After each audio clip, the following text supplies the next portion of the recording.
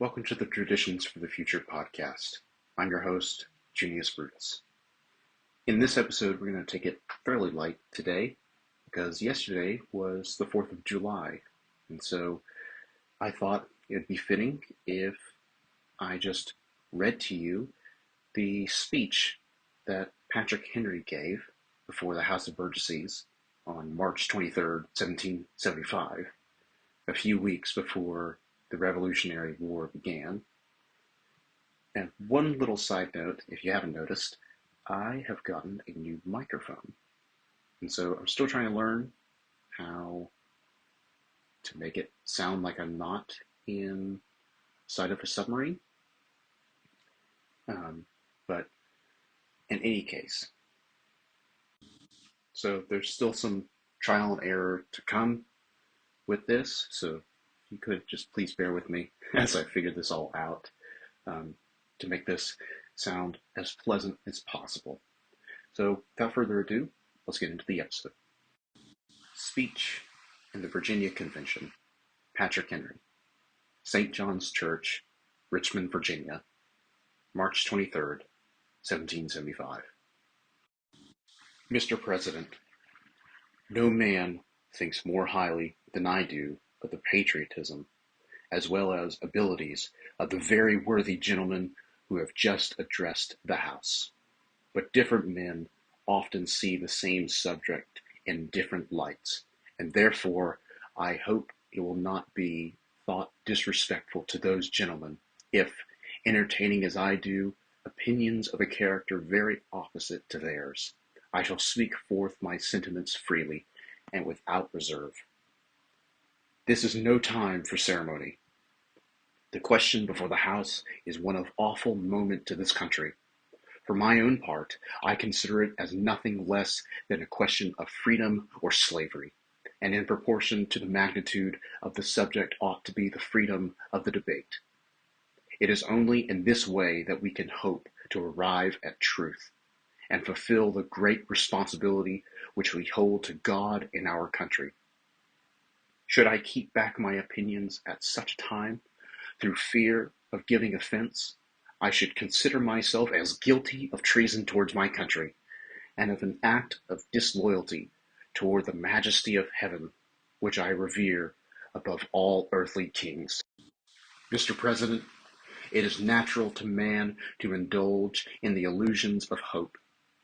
We are apt to shut our eyes against a painful truth and listen to the song of that siren till she transforms us into beasts. Is this the part of wise men engaged in a great and arduous struggle for liberty? Are we disposed to be of the number of those who, having eyes, see not, and having ears, hear not, the things which so nearly concern their temporal salvation? For my part, whatever anguish of spirit it may cost, I am willing to know the whole truth, to know the worst, and to provide for it. I have but one lamp by which my feet are guided, and that is the lamp of experience. I know of no way of judging of the future but by the past, and judging by the past, I wish to know what there has been in the conduct of the British ministry for the last 10 years to justify those hopes with which gentlemen have been pleased to solve themselves. And the House? Is it that insidious smile with which our petition has been lately received? Trust it not, sir. It will prove a snare to your feet. Suffer not yourselves to be betrayed with a kiss. Ask yourselves how this gracious reception of our petition comports with these warlike preparations which cover our waters and darken our land. Are fleets and armies necessary to a work of love and reconciliation? Have we shown ourselves so unwilling to be reconciled that force must be called in to win back our love? Let us not deceive ourselves, sir. These are the implements of war and subjugation, the last arguments to which kings resort. I ask, gentlemen, sir, what means this martial array, if its purpose be not to force us to submission? Can gentlemen assign any other possible motive for it? Has Great Britain, any enemy in this quarter of the world to call for all this accumulation of navies and armies? No, sir, she has none. They are meant for us. They can be meant for no other. They are sent over to bind and rivet upon us those chains which the British ministry have been so long forging. And what have we to oppose them? Shall we try argument? Sir, we have been trying that for the last 10 years. Have we anything new to offer upon the subject? Nothing. We have held the subject up in every light of which it is capable, but it has been all in vain. Shall we resort to entreaty and humble supplication? What terms shall we find which have not been already exhausted? Let us not, I beseech you, sir, deceive ourselves. Sir, we have done everything that could be done to avert the storm which is now coming on. We have petitioned, we have remonstrated, we have supplicated, we have prostrated ourselves before the throne, and have implored its interposition to arrest the tyrannical hands of the ministry and parliament. Our petitions have been slighted. Our remonstrances have produced additional violence and insult. Our supplications have been disregarded, and we have been spurned with contempt from the foot of the throne. In vain, after these things, may we indulge the fond hope of peace and reconciliation. There is no longer any room for hope. If we wish to be free, if we mean to preserve inviolate those inestimable privileges for which we have been so long contending, if we mean not basely to abandon the noble struggle in which we have been so long engaged, and which we have pledged ourselves never to abandon until the glorious object of our contest shall be attained, we must fight. I repeat it, sir, we must fight. An appeal to arms and to the God of hosts is all that is left us.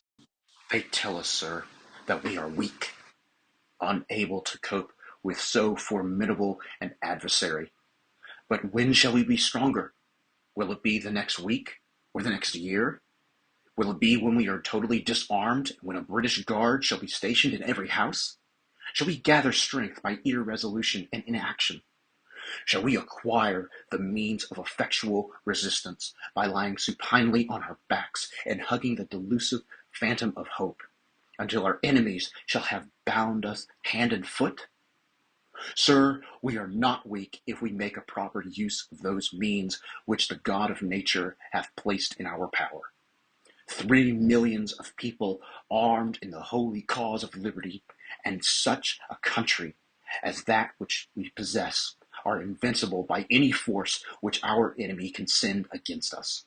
Besides, sir, we shall not fight our battles alone. There is a just God who presides over the destinies of nations, and who will raise up friends to fight our battles for us. The battle, sir, is not to the strong alone. It is to the vigilant, the active, the brave. Besides, sir, we have no election.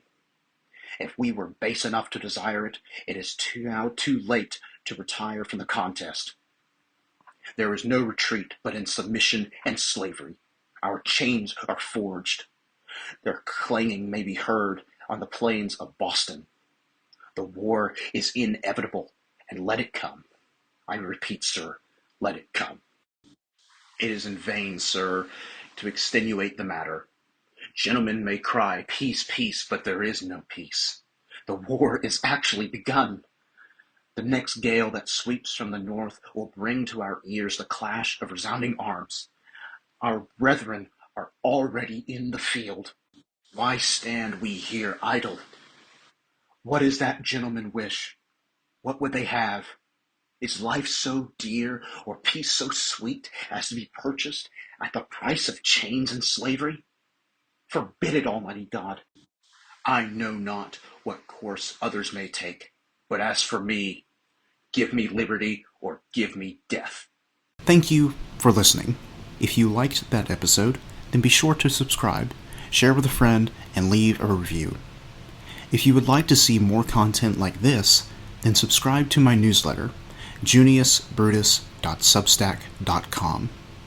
There, you will find articles to help you carry Southern culture forward, to advance Presbyterianism, and to equip you in classically educating yourself. Thanks for listening.